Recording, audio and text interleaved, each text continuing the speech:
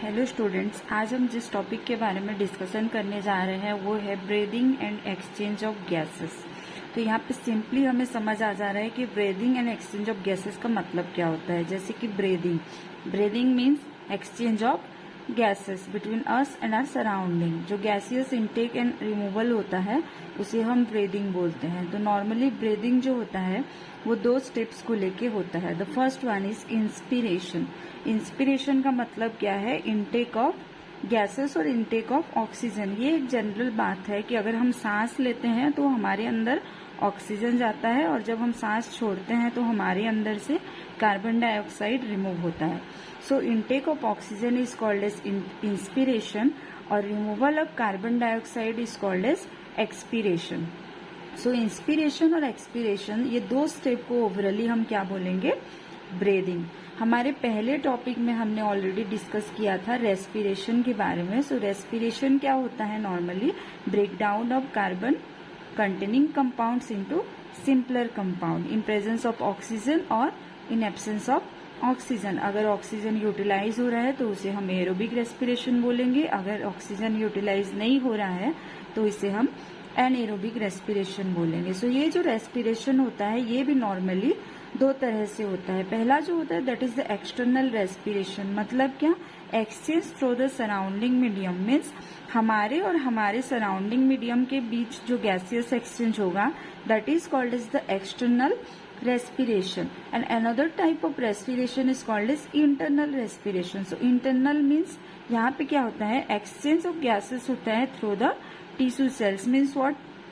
हम जो oxygen intake करते हैं वो थ्रू ब्लड हमारे डिफरेंट टिश्यू सेल्स के पास पहुंचता है एंड वहां से जो ऑक्सीजन होते हैं वो टिश्यू सेल्स के अंदर एंटर करके टिश्यू सेल्स के अंदर different kinds of metabolic activities perform होने के बाद जो कार्बन डाइऑक्साइड रिमूव होता है वो रिमूव होता है from the tissue cells and वो अगेन आ जाता है ब्लड में।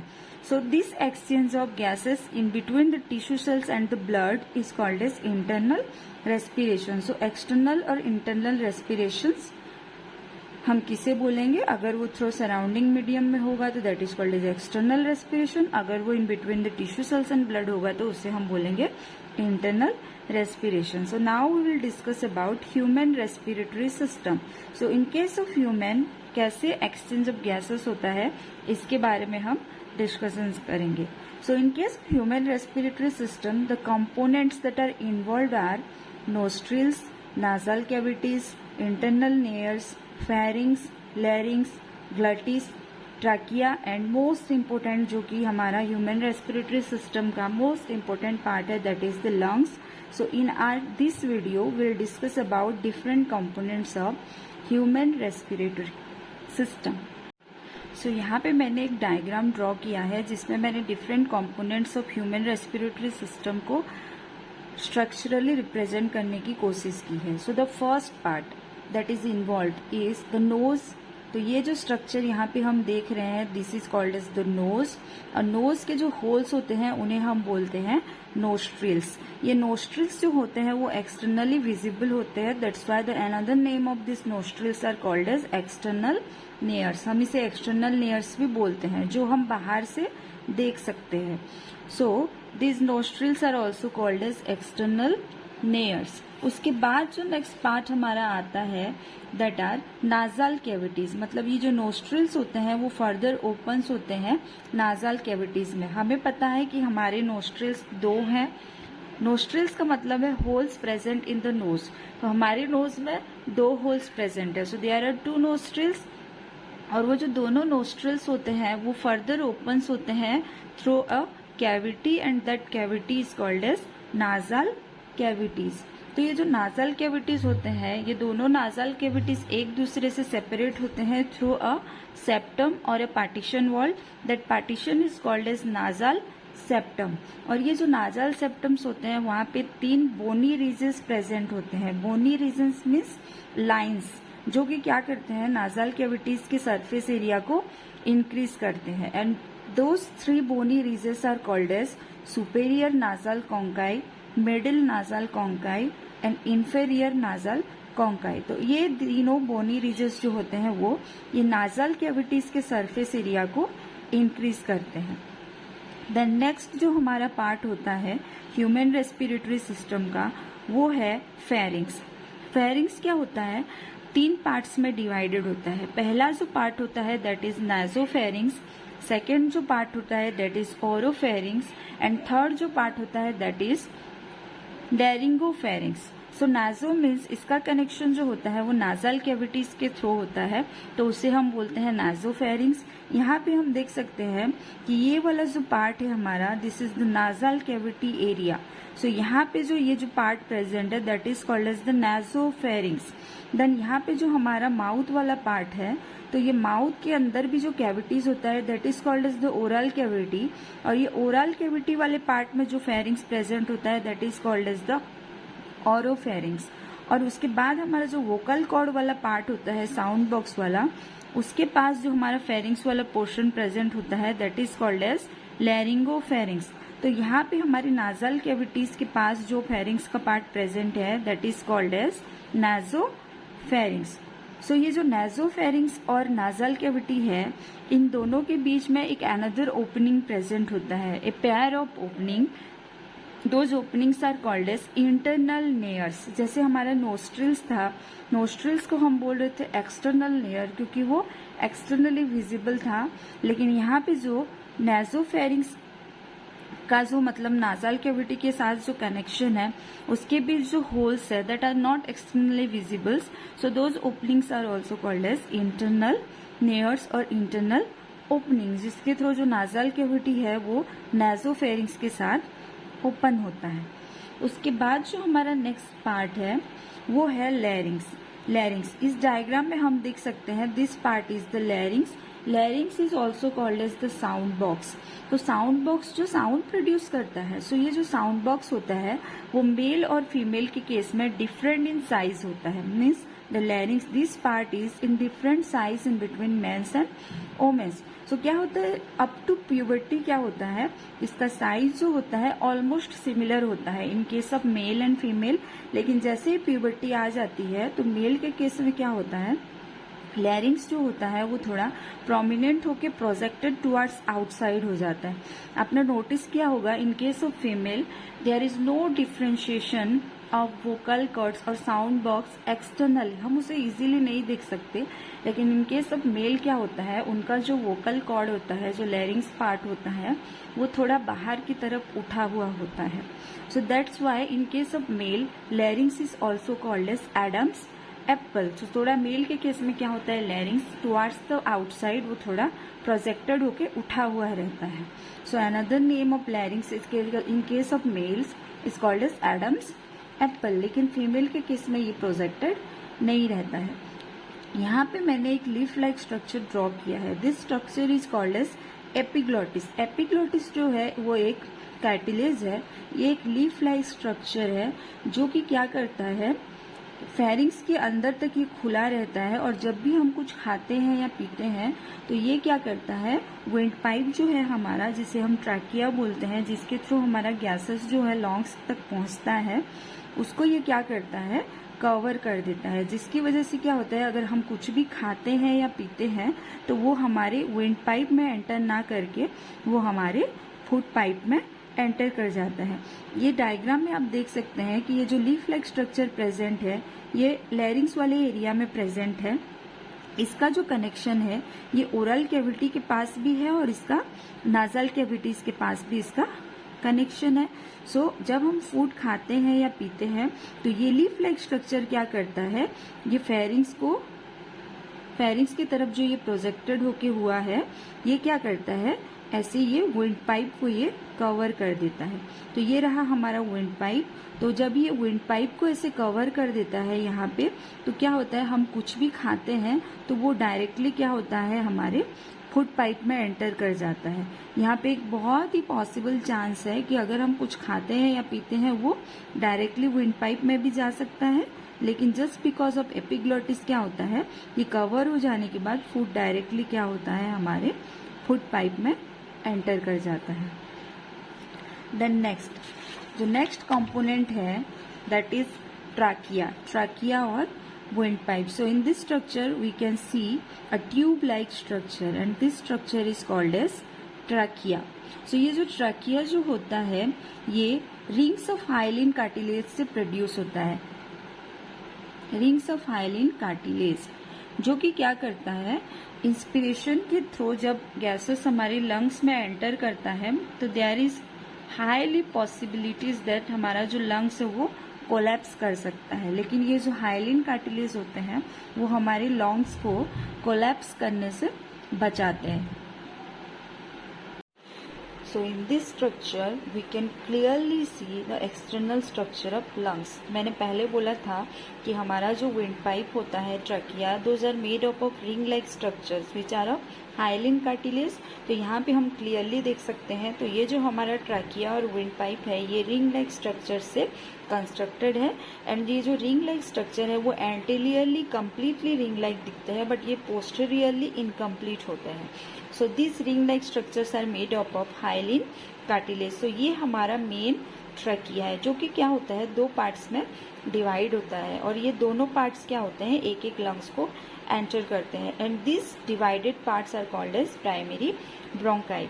सो ये जो मेन ट्रकिया है वो लेफ्ट प्राइमरी ब्रोंकाई और राइट प्राइमरी ब्रोंकाई में डिवाइड होता है। सो लेफ्ट वाला जो होता है वो लेफ्ट लंग के अंदर एंटर करता है, और राइट वाला जो होता है वो राइट लंग के अंदर एंटर करता है। So here we can see it is the main trachea जो कि क्या है, दो पार्ट्स में डिवाइड हुआ है। And this is the right primary bronchi जो कि राइट लंग्स के अंदर एंटर किया है। And this is the left primary bronchi जो कि क्या है, लेफ्ट लंग के अंदर एंटर किया है। So now we'll discuss about the main part of human respiratory system which are the lungs. तो lungs हमें पता है these are 2 in number, और ये जो है ये spongy structures है और ये pink in color है, जो कि क्या है, हार्ट के दोनों साइड में प्रेजेंट होता है। So this is the right lung and this is the left lung। And mainly जो लंग्स होते हैं ये थोरेसिक कैविटी में प्रेजेंट होते हैं। सो ये जो होल हम यहाँ पे ये जो पोर्शंस देख रहे हैं this is the thoracic cavity, और थोरेसिक कैविटी के अंदर क्या होता है, हमारे दोनों लंग्स प्रेजेंट होते हैं। सो जो अपर पार्ट होता है लंग्स का उसे हम बोलते हैं एपेक्स, और जो लोअर पार्ट होता है लंग्स का उसे हम बोलते हैं बेस। सो इस स्ट्रक्चर में हम क्लियरली देख सकते हैं लंग्स कैसा दिखता है, बट हम इंटरनली नहीं देख सकते इस पिक्चर में कि लंग्स कैसा होता है। यहाँ पे बस हम एक्सटर्नली लंग्स का व्यू एज्यूम कर सकते हैं। सो ये जो लंग्स है ये थोरेसिक कैविटी में प्रेजेंट है, और ये जो थोरेसिक कैविटी है ये एक रूम लाइक स्ट्रक्चर है। रूम में क्या होता है, नॉर्मली चारों तरफ दीवारें होती है, ऊपर छत होता है और नीचे फ्लोर होता है। लाइक दैट ये जो थोरेसिक कैविटी है ये भी चारों तरफ से घिरा हुआ है, जैसे कि पोस्टेरियरली ये कवर्ड रहता है थ्रू थोरेसिक वर्टिब्री। वर्टिब्रल कलम के बारे में हम सबको पता है। सो वर्टिब्रल कलम में जो वर्टिब्रीज प्रेजेंट होते हैं उसका थोरेसिक वर्टिब्री जो होता है वो पोस्टेरियरली थोरेसिक कैविटी को कवर किए रहता है। लेटरली क्या होता है, थ्रू साइड्स में क्या होता है, ये जो थोरेसिक कैविटी है that is covered by ribs. Ribs के थ्रू ये क्या होता है, लेटरली कवर्ड रहता है। बिलो क्या होता है, ये कवर्ड रहता है through a flap like structure that is called as diaphragm. तो डायफ्रागम के थ्रू क्या होता है, जो थोरेसिक कैविटी है वो बिलो साइड से ये कवर्ड रहता है, और फ्रंट साइड से क्या होता है, एक बोनी स्ट्रक्चर प्रेजेंट होता है that is called as sternum. तो स्टर्नम के थ्रू क्या होता है, ये जो थोरेसिक कैविटी है ये एनक्लोज्ड रहता है। So thoracic cavity is enclosed posteriorly by thoracic vertebrae, anteriorly by a bony structure called sternum, laterally by ribs and from below side by diaphragm। तो ये क्या होता है, एक रूम लाइक स्ट्रक्चर्स प्रोड्यूस करता है, जिसके अंदर क्या होता है, हमारे दोनों लंग्स जो होते हैं वो प्रेजेंट रहते हैं। So now will discuss about the external structure of lung. So lungs जो होता है यहाँ पे क्लियरली हम देख सकते हैं ये डबल मेम्ब्रेनस स्ट्रक्चर है।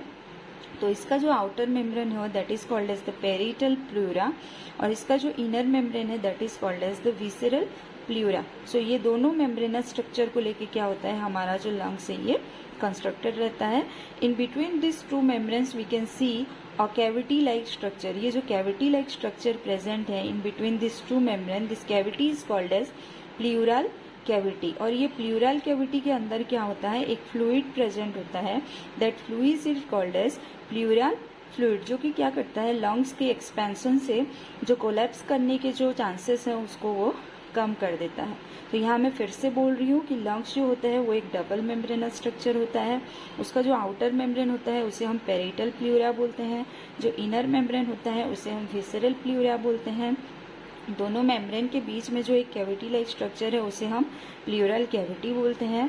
और this pleural cavity is filled with fluid, that fluid is called as pleural fluid. So हमारा जो लंग्स है उसका जो अपर मोस्ट पार्ट है उसे हम एपेक्स बोलते हैं, उसका जो लोअर मोस्ट पार्ट होता है उसे हम बेस बोलते हैं। इस स्ट्रक्चर में आप देख सकते हैं कि इस स्ट्रक्चर को मैंने यहाँ पे लेफ्ट लंग से रिप्रेजेंट किया है और इधर वाले पार्ट को मैंने यहाँ पे राइट लंग से रिप्रेजेंट किया है।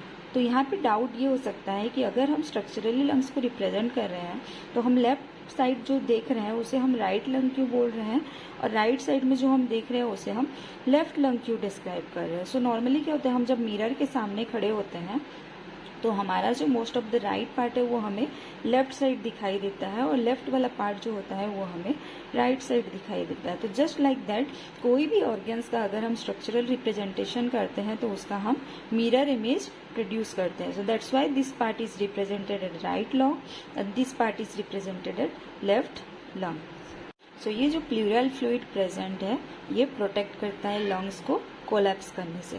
यहाँ पे हम एक सेपरेशन देख सकते हैं in between this two lungs and this separated part is called as mediastinum. So mediastinums के थ्रू क्या होता है, ये दोनों लंग्स एक दूसरे से सेपरेटेड रहते हैं। सो अब हम यहाँ पे देखेंगे कि ये जो हमारा जो राइट लंग है दैट कंसिस्ट ऑफ 3 लूप्स। यहाँ पे 3 कंपार्टमेंट प्रेजेंट है। This is the first one, this is the second one and this is the third one. So the right lung is 3 lobed. तो पहला जो लोब है उसे हम बोलेंगे सुपेरियर लोब, दूसरा जो लोब है हम उसे बोलेंगे मिडिल लोब एंड तीसरा जो हमारा लोब है उसे हम बोलेंगे inferior lobe. So this is the superior lobe, this is the middle lobe and this is the inferior lobe. तो ये जो लोब्स हैं ये हॉरिजेंटली और ऑब्लिकली एक दूसरे से सेपरेटेड हुए हैं। So the horizontal separation between superior lobe and middle lobe and inferior lobe is called as horizontal fissure. और ये जो ऑब्लिक पार्टीशन प्रेजेंट है in between inferior and middle lobe is called as oblique fissure. So through this horizontal fissure and oblique fissure क्या होता है, हमारा जो lungs है वो 3 लोब्स में डिवाइडेड होता है। सो वो तीनों लोब क्या क्या है, superior lobe, middle lobe and inferior lobe. Likewise क्या होता है, हमारा जो लेफ्ट लंग है वो भी 2 लोब्ड है। सो ये दोनों लोब भी एक दूसरे के साथ सेपरेटेड होता है through a oblique fissure. So this partition in between this 2 lobes is called as oblique fissure. So through oblique fissure क्या होता है, हमारा जो लेफ्ट लंग है वो 2 लोब्स में डिवाइड होता है। पहला जो लोब है उसे हम बोलेंगे सुपेरियर लोब और सेकेंड जो लोब है उसे हम बोलेंगे इंफेरियर लोब। तो यहाँ पे हम क्या जानने को मिला, ये जानने मिला कि जो राइट लंग होता है वो 3 लोब्ड होता है और जो लेफ्ट लंग होता है वो 2 लोब्ड होता है। टुवर्ड्स द लेफ्ट लंग यहाँ पे क्या है, एक नॉच लाइक स्ट्रक्चर हमें देखने को मिल रहा है। नॉच लाइक स्ट्रक्चर मीन्स एक खड्डे जैसे एरिया यहाँ पे प्रेजेंट है and that part is called as the cardiac notch. Cardiac word हमेशा क्या होता है, हार्ट के साथ रिलेटेड होता है। So this notch is called as cardiac notch means what, यहाँ पे जो होता है हमारा हार्ट प्रेजेंट होता है। हमें हमेशा से पता है हमारा जो हार्ट है वो लेफ्ट साइड में प्रेजेंट होता है। So in this cardiac notch the heart is present. तो अगर आपको ये एजुकेशनल वीडियो अच्छा लगा हो तो इसे लाइक करें, शेयर करें और सब्सक्राइब करें। Thank you.